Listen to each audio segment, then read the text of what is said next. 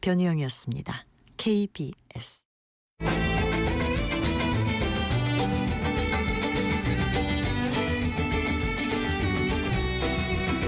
오늘을 함께하며 여러분의 내일을 응원합니다. 성공예감 이대호입니다.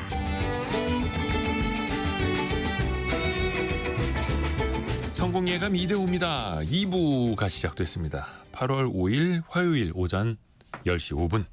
매일 오전 10시 5분은 성공예감 이대호입니다. 2부가 시작이 됩니다. 경제상식 퀴즈 정답도 알려드리고 선물도 보내드려야죠. 정답은 카드론입니다. 카드론. 신용카드 회사의 장기 대출 상품을 말하죠. 단기로 쓰는 건 현금 서비스, 장기간 쓰는 건 카드론이라고 하는데 아무래도 신용도가 좀 낮으신 분들이 급전을 위해서 쓰시는 분들 많은데 최소한 뭐 이자율이 한 15% 넘는다고 하죠. 엄청 높습니다. 또 이게 연체율도 경기가 안 좋을 때는 연체율이 올라가기도 하고요. 해서 카드사에게는 주요 수입원이자 또 위험 신호가 되는 그런 자산이기도 하고요. 신길선님, 카드론 저 부르셨나요? 네. 이거 이자가 비싼데도 쓸 수밖에 없으니 이렇게 보내주셨고요.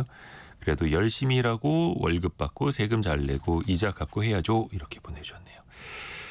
우춘일님은 주식하는 남편이 한동안 카드론을 많이 써서 엄청 속상했는데 이젠 다 갚고 사용하지 않아서 안심입니다. 이렇게 보내주셨고요. 1440 쓰시는 분께서는 매일 듣는 애청자예요.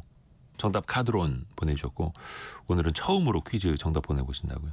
어젯밤에 고딩 딸이랑 다투다가 잤는데 엄마가 미안하다라고 방송에서 말씀해 주시면 아이가 마음이 풀릴 것 같네요.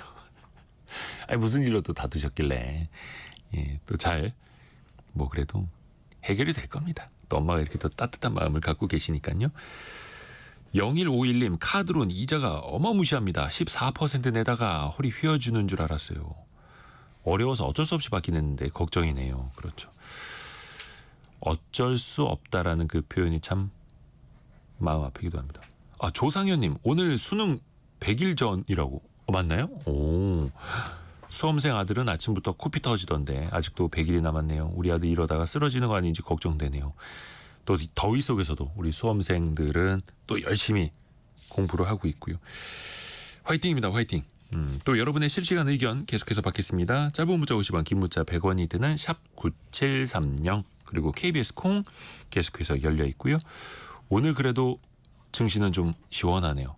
코스닥이 2% 올라서 800선을 딱 회복을 했고요. 코스피는 1.7% 올라서 딱 3,200 회복을 했습니다. 3,201 포인트네요. 삼성전자가 1.1%, 하이닉스가 2%, LG에너지솔루션 2.9% 오르고 있고요. 최근에 조정 많이 받았던 금융주도 KB금융이 3.6%, 신한지주 3.5% 등등 나란히 올라가고 있습니다. 다만 방산주가 오늘은 좀 조정을 받고 있고요. 미국 내에서 금리 인하 기대감 좀 높아지면서 코스닥 내에서 시가총액 상위는 바이오 기업들도 힘을 내고 있네요. 에코프로 BM이 13%나 급등하는 흐름도 보여주고 있고요. 원달러 환율은 1384원. 그러니까 최근에 1390원대 올라갔던 환율이 조금은 내려왔습니다. 1384원 정도를 나타내고 있습니다. 아까 우리 수험생분들도 이제 공부하기 힘들다. 뭐 폭염 속에서 그런 이야기를 했습니다만 사실 밖에서 일하시는 분들도 그렇고 힘들지 않은 사람이 없죠. 아마 장사하시는 분들도 영향을 많이 받으실 것 같습니다. 폭염이 계속되면은 장사하는 또 트렌드도 바뀔 수 있다라고 하는데요. 이게 기후 변화 속에서 우리가 좀 길게 생각해 볼 문제이기도 합니다. 오늘은 창업 플랫폼 창톡의 노승욱 대표 그리고 장사 PT 서동국 대표와 함께합니다. 안녕하세요. 네, 안녕하세요. 서동국 대표님이 예전에 라멘 가게 3군데 하신다고 하셨죠? 네, 맞습니다. 지금도 어떻게 잘하고 계세요? 네, 지금도 아직까지 무사히 잘 운영하고 있습니다. 더우면 네네. 특히 폭염 속에서 실제로 어떻게 좀 매출에 영향이 있으세요? 느껴지세요? 그렇죠. 특히나 올해가 조금 더 그런 경우가 있었는데 이제 6월부터 어떻게 보면 폭염이 계속 이어져 왔잖아요. 그러다 보니까 유동 인구가 일단 좀 현저히 많이 줄어들어서 밖에 잘 안 나오시려고 그쵸, 하니까. 그쵸. 그러니까 뭐 매장에 서 있으면 정말 이렇게 앞에 아무도 걸어다니지 않는 사람이 차와 사람이 아예 안 보이는 한낮에. 그런 상황이 좀 종종 보이기 그러네요. 했고요. 그리고 특히 오후 2시부터 5시 사이 피크가 지난 이 시간대도 어느 정도는 좀 손님이 들어오시는 이제 매년 평년 그렇게 했었었는데 저희 같은 경우에는 홀 매출이 전년 대비 한 20-30% 정도 감소를 했어요. 그 시간대 2시부터 5시 사이 시간대. 그래서 저희는 뭐 나름대로 뭐 신속하게 배달 픽업 서비스를 좀 마케팅 전략화해서 네네네. 7월부터는 좀 점진적인 회복세를 좀 보이고 있긴 한데 굉장히 좀 미급했던 상황이 많이 있었던 것 같아요. 아마 우리 2월 달에. 청취자분들도 공감하실 거예요. 저도 이제 주말에 한낮에는 이제 못 나가겠더라고요. 얘들아 집에 있자. 밖에 나가봐야 지금 고생이다. 또 이제 근데 그런 네. 생각할 수도 있을 것 같아요. 그러니까 여름은 매년 더웠고 네. 여름이란 어떤 그 계절성 때문 아니냐, 반복되는 계절성 아닌가 이렇게 볼 수도 있지 않을까요? 그렇죠. 아닌가요? 사실 뭐 날씨가 급변하면은 매출이 뭐 덥건 춥건 날씨가 급변하게 되면은 매출이 떨어지는 게 기본 값이죠. 당연히 사람들이 이제 움츠리게 되고 외부로 나가는 빈도가 줄어드니까.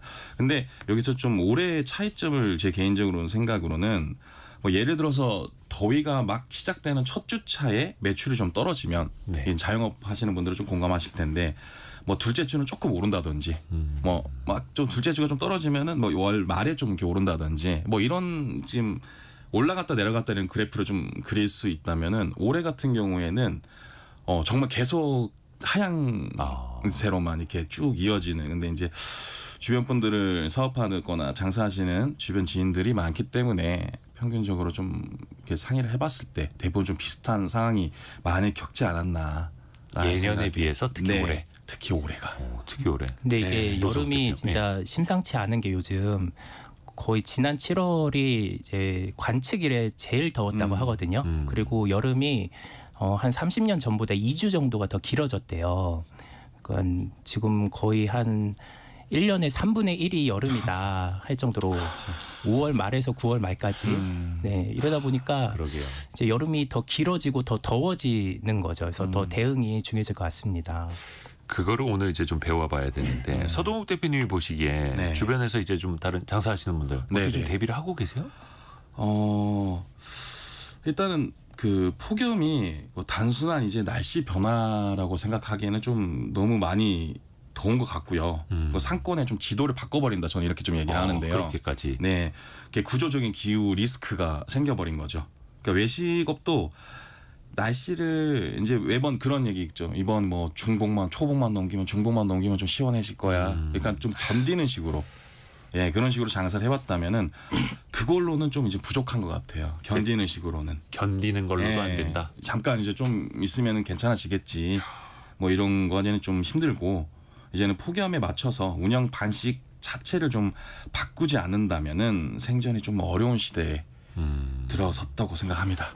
유인숙님도 장사하고 계시는 것 같은데요. 진짜 올해는 쭉 하향하고 있어요. 유유 이렇게 보내주셨는데 아무래도 매출 관련해서 이야기를 해주신 것 같네요. 창통의 노승우 대표님. 네. 그러니까 장사 고수분들 주변에서 많이 만나잖아요. 네. 실제로 그 폭염에 대한 반응을 좀 조사해봤다고요. 네, 제가 이제 서동욱 대표처럼 이제 다점포를 운영하거나 아니면 프랜차이즈 대표들 한 15명 정도한테 이제 설문을 해 봤는데요. 네. 일단 15명 중에 6명, 그러니까 한 40%는 이제 여름에도 이제 매출에 별 영향은 없었다라고 했고 이제 이거는 근데 이제 그 나름의 또 대응 전략을 하셔서 그런 건데요. 그다음에 또 나머지 40% 6명은 폭염 때문에 매출이 줄었다. 유동 인구가 줄어서라고 얘기했고 그래서 직접적인 그 악영향을 받고 있다고 했고 그다음에 20% 3명은 여름 메뉴를 준비해 가지고 오히려 매출이 올랐다. 아 역시 고수들. 네. 그 뭐 냉면을 이제 더 신메뉴를 강화한다든지. 네. 이런 고수분들도 40%는 매출이 지금 떨어지고 있다. 폭염 때문에라고 하니까 이제 대비를 해야 되는 거죠. 그러면은 우리는 이제 별탈이 없었다, 잘 대비했다라는 분들한테 좀 배워야 되잖아요. 네. 이분들은 어떤 특징이 있던가요? 네, 이런 분들 이제 뭐 여름 메뉴를 이제 강화를 하거나 아니면 이제 에어컨을 증설을 해서 우리 가게에 오면 이제 폭염 피난처로 브랜딩을 한다든지 네, 이런 이제 대응 전략들이 있었는데 그래서 저희가 이제 어떻게 대응을 하는지 크게 5가지로 이제 답변을 받았습니다. 그래서 상권의 변화 에 대응한다든지 이제 신메뉴를 강화한다든지 이제 마케팅을 이제 온라인에서 좀 더 강화한다든지 또 주방을 더 시원하게 해서 직원들의 근속을 늘리고 그다음에 홀의 냉방 서비스를 이제 더 다양하게 하는 식으로 해서 5가지를 좀 하나씩 말씀을 드려보겠습니다. 한번 뜯어보죠. 아니 근데 날씨 때문에 폭염 때문에 상권이 변해요?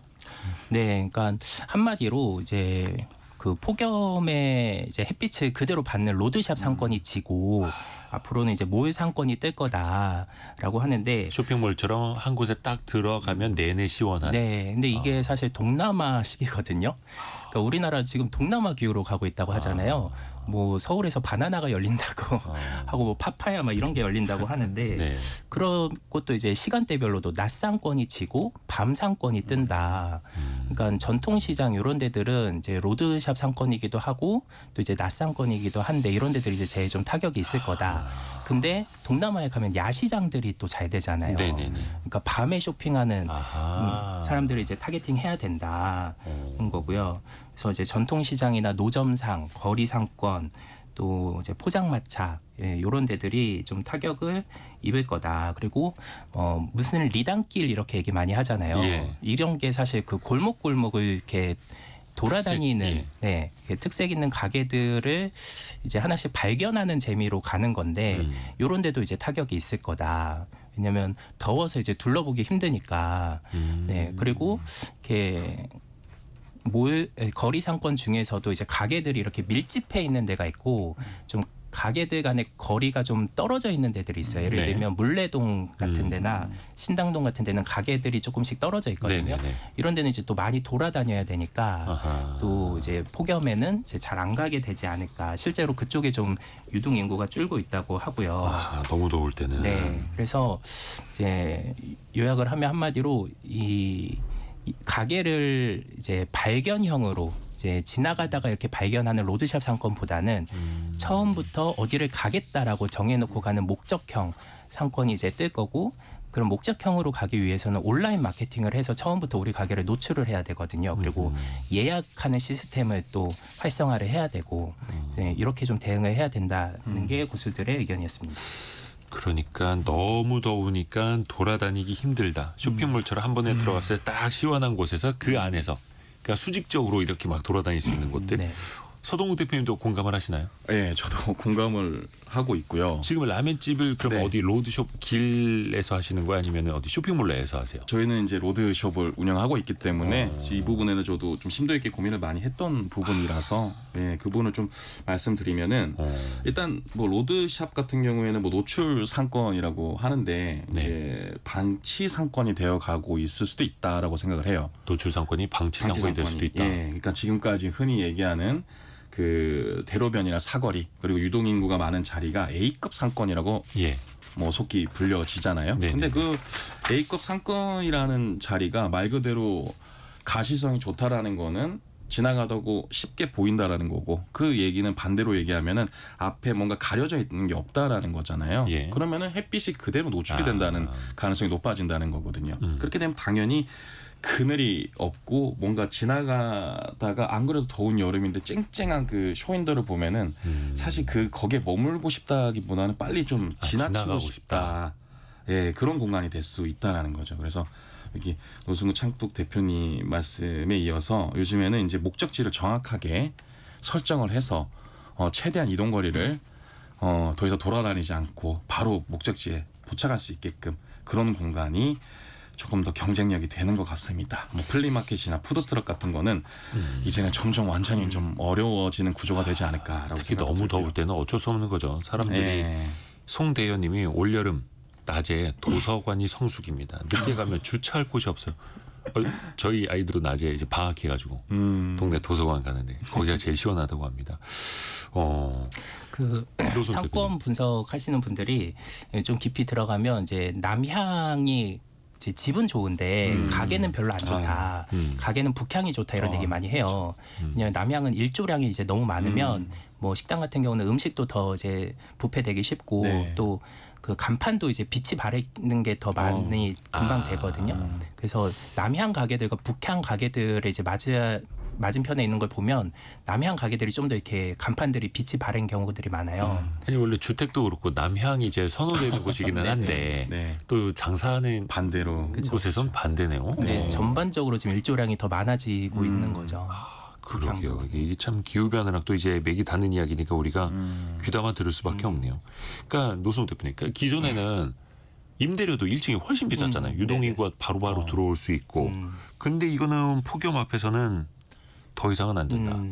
네, 그러니까 그 1층 가게들이 요즘 예전만큼 인기가 없다 이런 얘기들을 많이 하는데 실제로 이제 그 정말 공실이 안 날 것 같은 자리들, 정말 이제 입지 좋은 가게들도 요즘은 비어 있는 경우들이 많거든요. 임대 크게 써 있죠. 네. 유리창에. 그러니까 좀 속된 말로 예전에는 저 임차인이 죽어야지 나오는 자리다라고 할 정도로 절대 안 나오는 절대 자리 안 빼는 네, 자리. 그런데도 이제 공실이 나오고 있다는 게 이런 이제 트렌드 변화의 영향인 것 같은데요. 일단 목적형 방문이 늘어나면서 굳이 1층이 아니어도 발견형이잖아요. 1층 상가는 2층이나 뭐 지하도 찾아갈 수 있다. 그냥 온라인에서 처음부터 예약하고 가니까 그 실제로 이제 동네 상권에 한 재즈바 카페가 있는데 이런 데는 특히 이제 매니아들이 많이 검색해서 찾아가다 보니까 이런 데는 지하에 있는 데도 잘 되더라고요.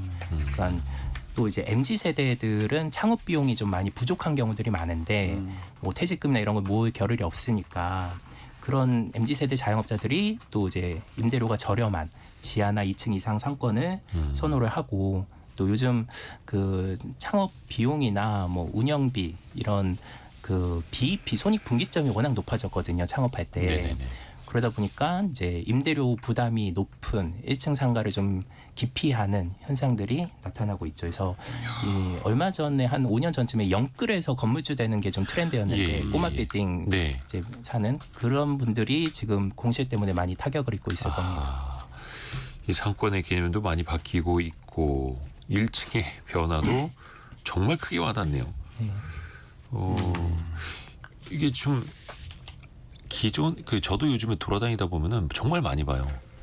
괜찮은 빌딩이고 대로변에 있고 유동인구도 많은데 1층이 통째로 비어 있는 거예요. 그래서 네.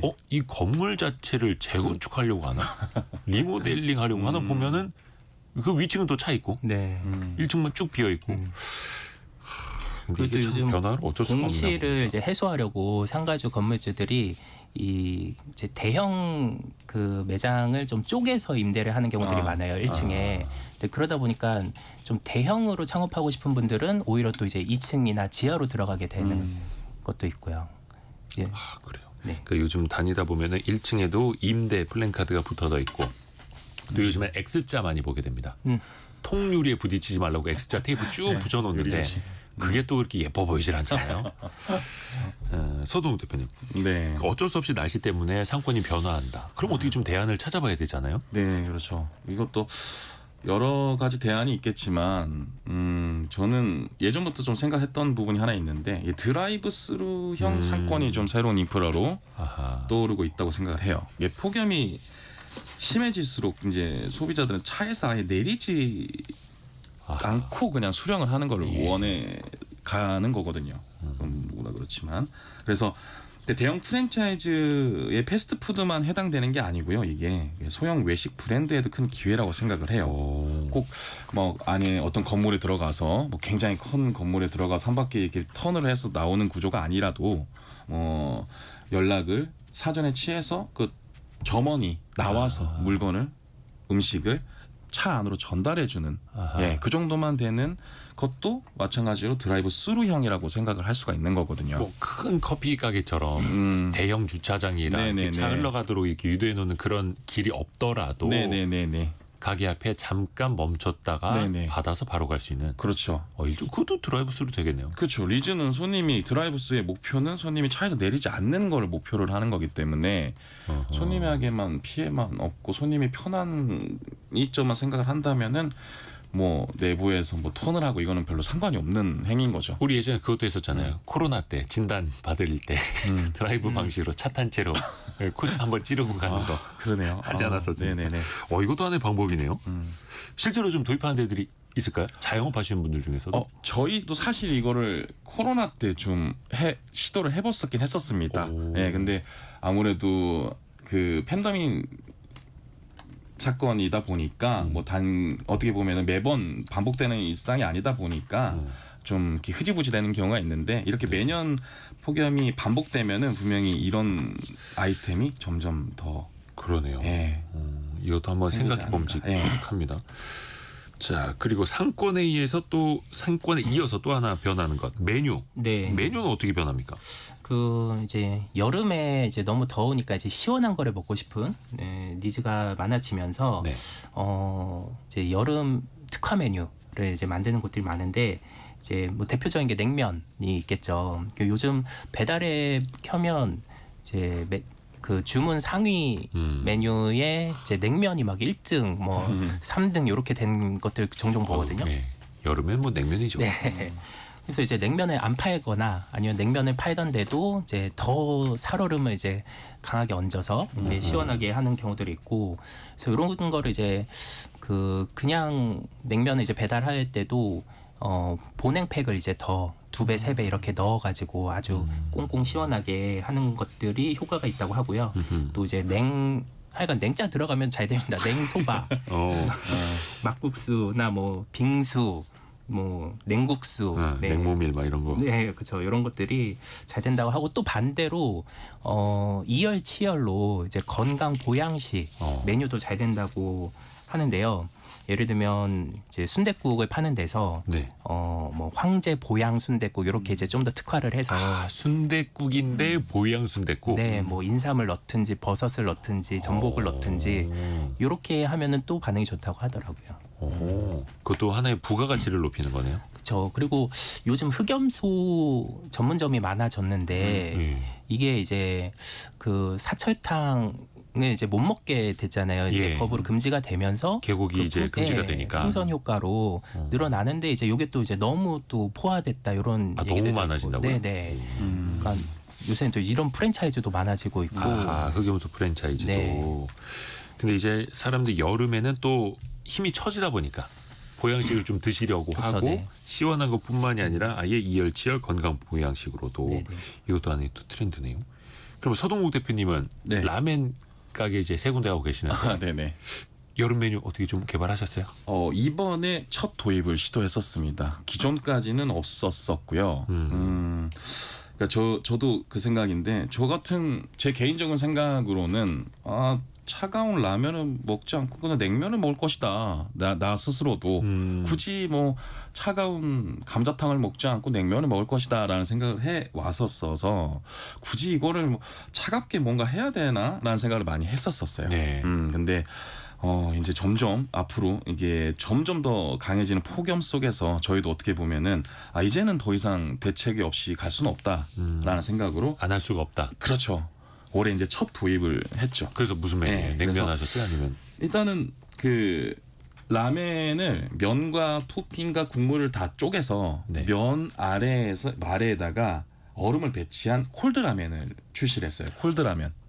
라멘인데 그러니까 일본식 네, 일본식 라멘인데 라면인데 네. 냉모밀처럼 먹는 거야? 그렇죠. 거기 안에 간 얼음을 쌓아놓고 빙수 얼음 같이 간 얼음 위에다가는 면을 올려놓고 그리고 각 얼음을 소스에 집어넣고 예, 그리고 토핑을 별도로 예.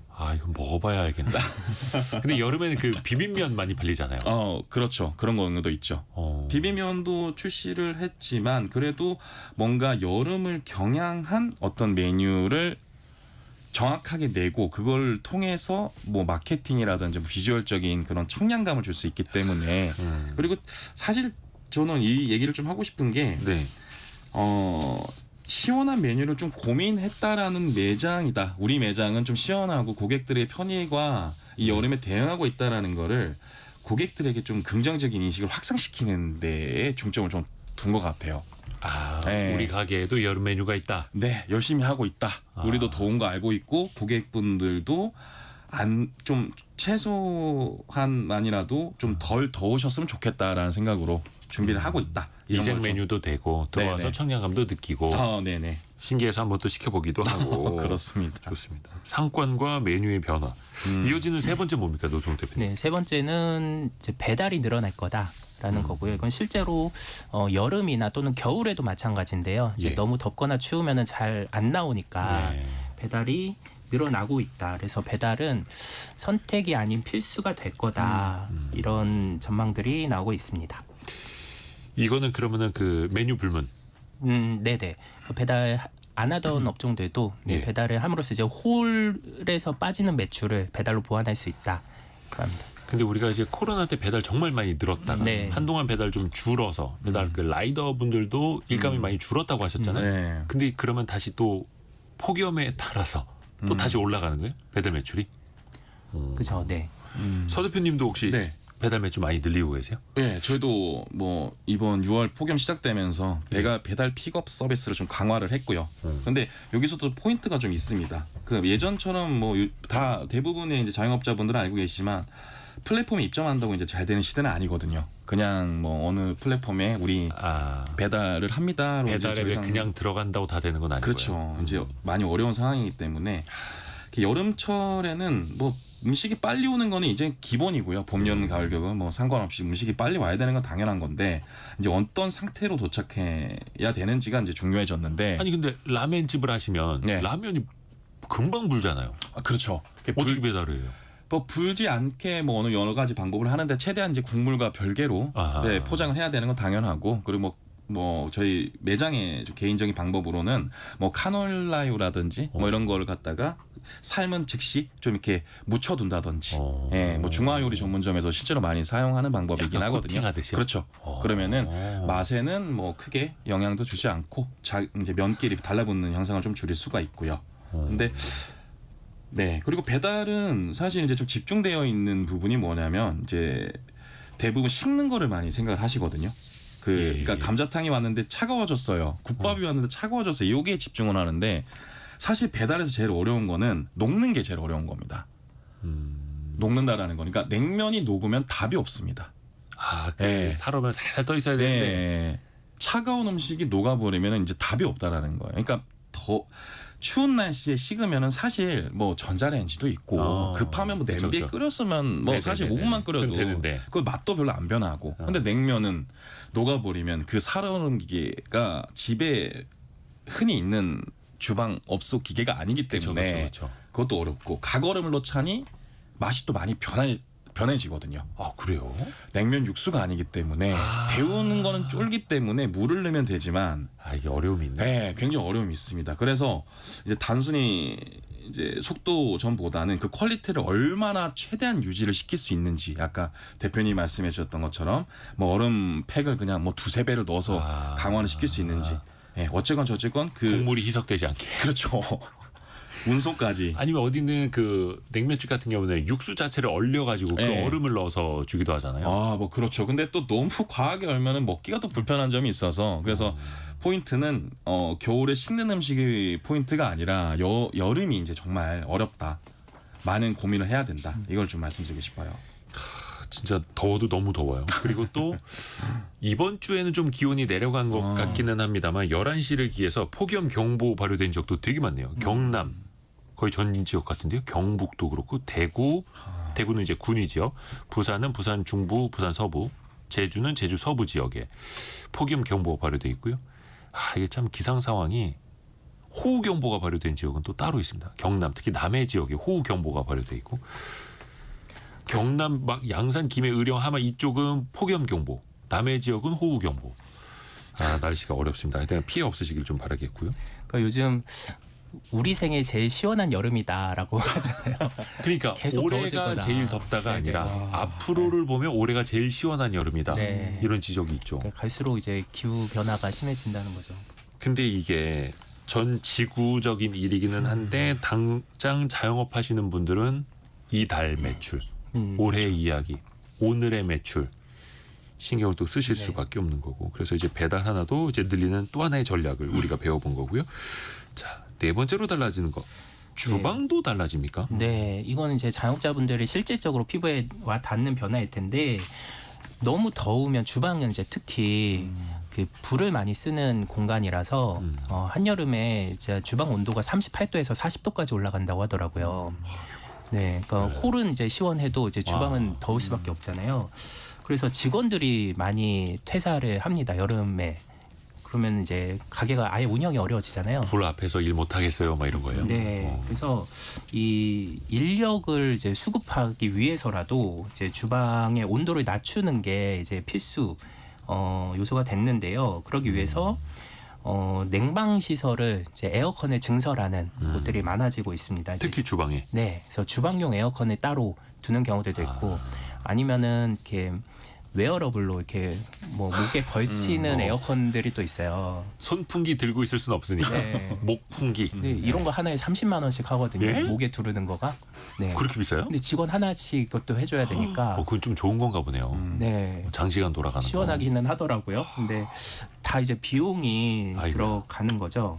그리고 이제 조리 도구도 이제 불을 쓰면은 이 열기가 이제 옆에까지 퍼지니까 이게 식자재에도 또 금방 상하게 하는 문제가 있을 수 있거든요. 그래서 이거를 이제 전기로 하는 걸로 해서 이제 딱 그 닿는 부분만 이제 열기가 닿도록 인덕션 같은 네네 걸로. 그렇게 하는 것도 필요해지고 그리고 일반 식당 같은 경우는 이제 에어컨을 설치할 때 보통 기준 면적 대비 평수 대비 한 2-3배 정도로 설치를 한다고 하는데 고깃집은 4-5배 가 이제 평균인데요. 요즘은 막 8배, 9배로 에어컨을 이제 많이 증설을 하는 곳들도 어쩔 수 많아지고 없어요. 있어요. 네.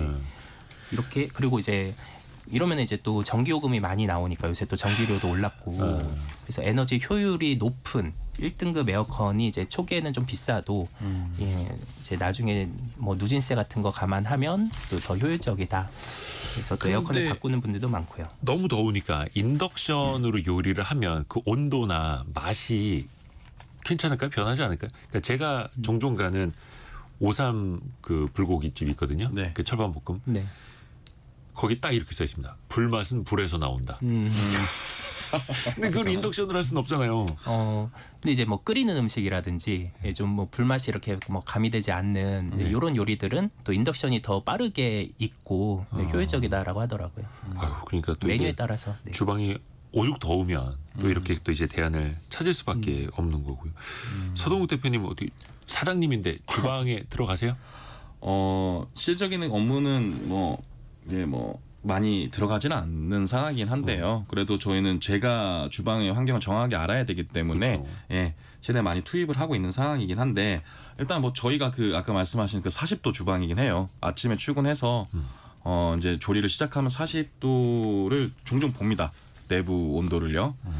그렇기 때문에 근데 사실상 제일 어려운 게 뭐냐면 아까도 언급해 주셨지만은 사장님들의 마음은 비슷할 거예요. 본인은 그래도 더우면 괜찮아. 뭐 어떻게 뭐 내 장사는 어떻게 해라 생각할 건데 가장 중요한 거는 과연 이 직원분들이 이거를 견뎌줄 거가 제일 큰 걱정인 거죠. 녹초가 되죠. 녹초가. 그렇죠. 돼. 그러니까 예. 더운데 사실은 그거보다는 저 같은 경우는 더 직원의 걱정 때문에 더 오히려 더 힘들었었거든요. 아, 내가 더운 것보다 내가 지금 땀 나는 것보다 와, 이 친구들이 지금 다 이걸 여기서 어떻게 근무를 해주지라는 걱정 때문에 오히려 많이 고맙기도 하고 힘들었죠. 미안하기도 하고. 예, 그래서 주방 전용 뭐 에어컨도 따로 달기도 하고. 네. 그리고 뭐 차단 뭐 할 수 있는 최대한의 그런 부분을 어허. 대비책으로 만들어 놓는 거죠. 그래서 오늘 그걸 또 배우는 겁니다. 우리 자영업하시는 분들이 하나 둘씩 또 따라할 수 있는 것들 배워봐야죠. 그리고 5번째 네. 노수욱 대표님 또 어떤 게 변합니까? 이 폭염 때문에. 네, 폭염으로 인해서 그 좀 대형 매장이 유리해지지 않을까. 그리고 대형 이제 매장이요? 더위 마케팅이 중요해진다인데요. 그 이제 매장이 작으면 그 이제 대기를 하는 공간이 내부에 둘 수가 없잖아요. 네. 그러면 이제 매장 밖에서 줄 서서 기다려야 되는데 요즘 뭐 샤브샤브 이제 좀 대형으로 하는 매장들 가보면 내부에 이제 대기 공간을 따로 두는 경우들이 있어요. 대기 공간이 가게 밖에 있느냐 안에 있느냐. 네. 근데 큰 차이죠. 정말 이제 막 100평 이상으로 크게 하는 매장들은 그 한 10평 정도를 대기 공간으로 아예 따로 빼놓더라고요. 근데 그게 사실 사장님 입장에서는 거기에 테이블을 두면 훨씬 매출을 높일 수 있는 아하. 건데도 회전을 더 높일 수 있는 건데도 이제 고객 경험을 위해서 더 시원하게 기다리시도록 하는 거죠. 이런 것들이 이제 소자본 창업하는 가게에서는 대응하기 어려운 전략이라 좀 대형 매장들이 유리한 부분일 수가 있고요.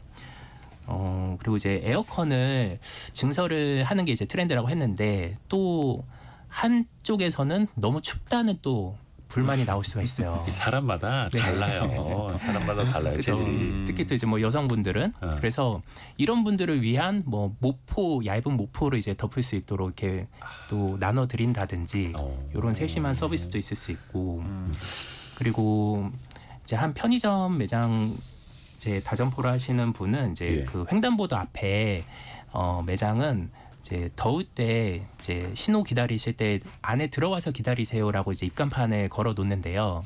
오. 그러면서 이제 매장 안으로 이제 들어오도록 유도를 하고 그러면서 아이스크림 하나 이제 더 사갈 수 있도록 하는 거죠. 그 1, 2분이라도 잠깐 가게 안으로 들어오시면 네. 접점이 생기니까.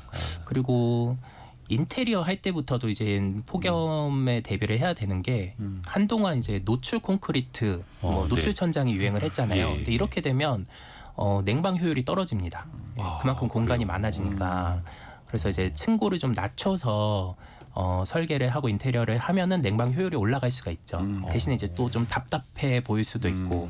그렇죠. 그 노출 콘크리트 방식으로 하는 게 천장 높아 보이고 좀 공간의 네. 여유를 두려고 하는 건데 네. 그 단열이나 이런 데선 좀 취약할 수는 있겠네요. 그렇죠. 그만큼 더 냉방을 더 세게 해야 되는 문제들이 있죠. 근데 거기서 약간 에어컨에 좀 주의사항이 좀 있는데, 네. 예, 그 대부분 이제 초보 자영업자분들은 이제 그냥 테이블 하나 더 두기 위해서 혹은 뭐 인테리어 효과를 주기 위해서 그냥 무조건 천장형으로 설치를 하시는 분들이 많이 계시거든요. 에어컨을요. 네.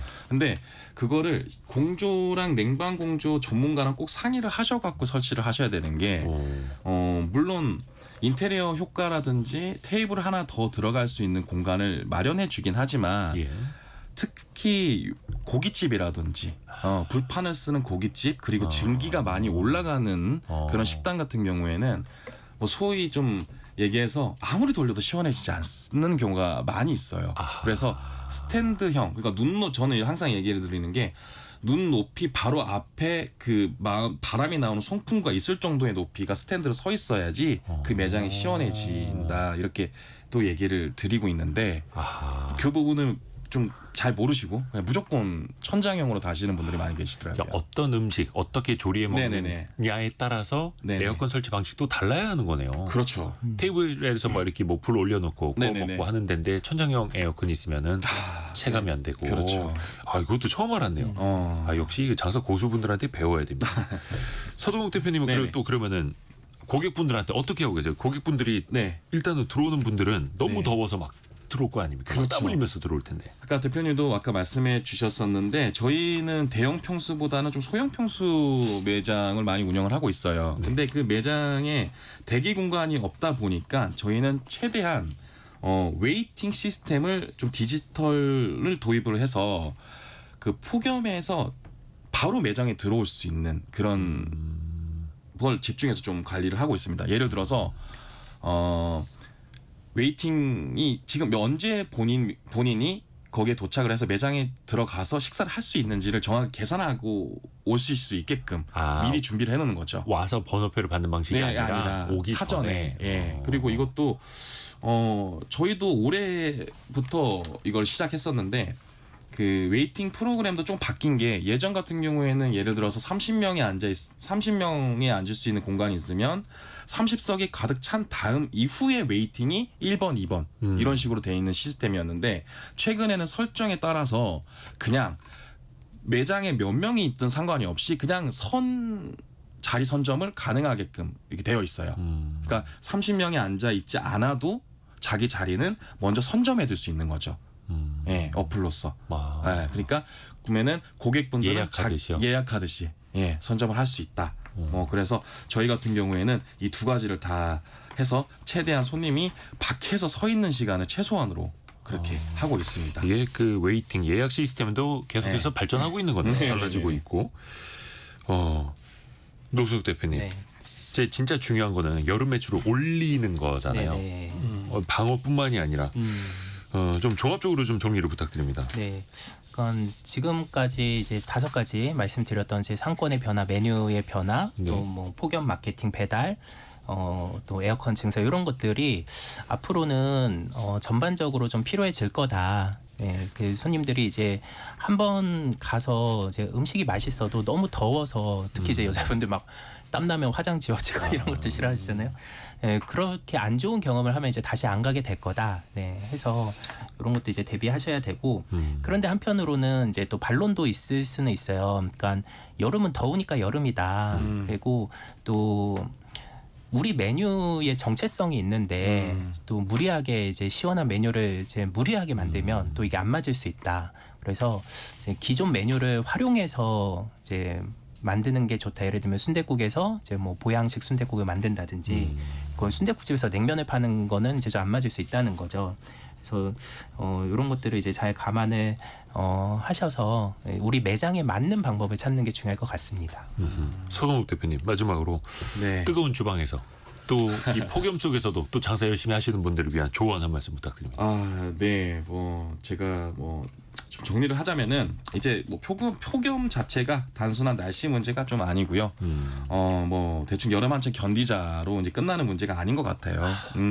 아까 말씀드린 것처럼 3분의 1이 여름이 되는 경우가 많기 때문에 그래서 외식업의 공간 설계 그리고 운영 전략 그리고 인력 구조까지 전면적으로 재설정하게 되는 변수가 되는 거고요. 이제는 손님이 찾아오게 만드는 시스템을 갖추는 게 핵심이라고 생각이 듭니다. 기업들이 사업 전략을 다시 짜듯이 네. 장사하시는 자영업 하시는 분들도 장사 전략을 다시 짜야 하는 이 폭염의 시대, 기후변화의 시대를 또 우리는 살고 있습니다. 오늘 많이 배웠습니다. 창업 플랫폼 창톡의 노승욱 대표 그리고 장사 PT 서동국 대표였습니다. 고맙습니다. 네, 감사합니다. 라디오 정보센터 다녀옵니다. 경찰이 서부지법 폭력 난입 사태의 연관 의혹을 받는 전광훈 사랑제교회 목사에 대한 압수수색에 나섰습니다.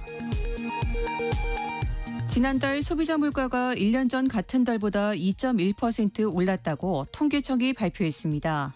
소비자 물가 상승률은 지난달 2.2%로 올라선 뒤 두 달 연속 2%대를 기록했습니다. 가공식품 등 식품 물가 상승률이 두드러졌습니다. 고용노동부가 오늘 2026년도 적용 최저임금을 시간급 1,320원으로 확정해 고시했습니다. 올해 최저임금 1,030원보다 290원, 2.9% 인상된 금액입니다. 월급으로 환산하면 215만 6,880원으로 업종 구분 없이 모든 사업장에 동일하게 적용됩니다. 지난달 말 기준 우리나라의 외환 보유액이 4,113억 3천만 달러로 6월보다 11억 3천만 달러 늘었다고 한국은행이 발표했습니다. 지난 6월 정부가 2014년 이후 최대인 14억 유로 규모의 유로화 표시 외국환 평형 기금 채권 외평채를 발행한 결과가 반영됐습니다. 지금까지 라디오 정보센터 뉴스 정원나였습니다. 애프터 서비스 시간입니다. 유혜진 리포터 안녕하세요. 네, 안녕하세요. 우리 청취자분들의 질문 들어보죠. 네, 9718님. 작은 피부관리실을 운영하고 있어요. 사치업종이라 민생회복 소비 쿠폰을 사용할 수 없는 곳이라던데 맞나요? 하셨습니다. 아니요. 피부관리실에서도 민생회복 소비 쿠폰 활용하실 수 있습니다. 받으실 수 있습니다. 특히 요즘에는 피부과, 네. 병원에서 소비 쿠폰 쓰시는 분들도 많아요. 그러니까 그 피부과라 하더라도 연매출이 30억 원 넘지 않는 곳이다라고 네. 하면은 소비 쿠폰을 쓸 수 있고요. 유흥업종에서 쓸 수가 없죠. 유흥업종에서는 소비 쿠폰을 쓸 수 없게 되어 있는데 피부관리실은 그런 쪽은 아니니까 제가 네. 알기로는 사용하실 수 있을 겁니다. 이거는 행정안전부에서도 이렇게 또 안내를 하고 있으니까요. 오해가 없으시길 바라겠습니다. 자, 그리고 다음 질문은요. 네, 어제 퀴즈 정답이 중위소득이었는데요. 0222님, 우리나라에서 중위소득에 해당하는 사람은 연봉이 얼마일까요? 하셨고요. 1642님과 신서림님은 중위소득 기준이 세전인지 세후인지 궁금합니다. 하고 질문을 주셨습니다.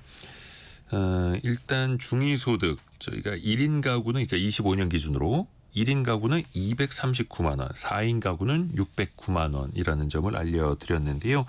이거를 연봉으로 환산을 해보면은 1인 가구 기준 2,870만 원 정도가 되겠죠.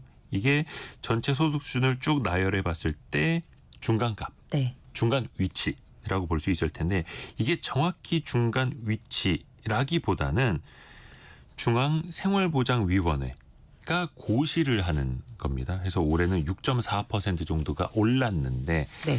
해서 위원회에서 고시하는 값으로 그때그때 달라진다라는 거고 이 중간값이 사실은 좀 높아질수록 그 복지 혜택의 기준이 되기 때문에 이걸 받으시는 분들이 훨씬 더 많아질 수 있다. 이런 개념으로 이해하시면 될 것 같습니다. 다음 질문은요. 네, 6419님. 작년까지 근로장려금을 받고 있었는데요. 최저임금 수준의 월급을 받는데 소득이 연 2천만 원 이상이라 이번에 제외가 됐습니다. 어떤 기준인지 알려주세요 하고 문자 보내주셨습니다. 제가 국세청에 알아봤는데요. 네. 근로장려금 제도란 일은 하지만 소득이 적어서 생활이 어려운 근로자, 전문직을 제외한 사업자 가구에 대해 가구원 구성과 근로소득, 사업소득 또는 종교인 소득에 따라 산정된 근로장려금을 지원함으로써 근로를 장려하고 실직소득을 지원하는 근로연계형 소득지원 제도입니다. 네. 근로장려금은 가구원 구성에 따라 정한 부부 합산 총 급여액을 기준으로 지급액을 산정하는데요. 단독 가구는 총 소득이 2,200만 원 미만이어야 하고 호벌이 가구는 3,200만 원, 맞벌이 가구는 4,400만 원 미만일 때 받을 수 있습니다.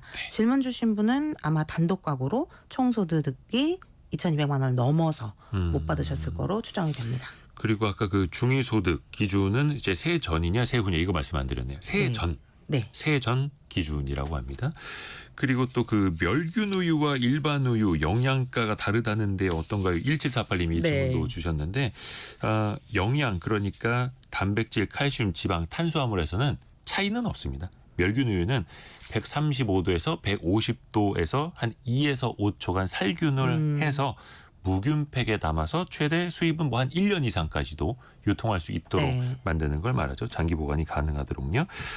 자, 오늘은 유해진 리포터 함께했습니다. 고맙습니다. 감사합니다. 벌써 마무리할 시간이어가지고요. 좀 서둘렀습니다. 내일 아침 9시 5분에 다시 찾아뵙겠습니다. 성공예감은 오늘도 여러분을 응원합니다.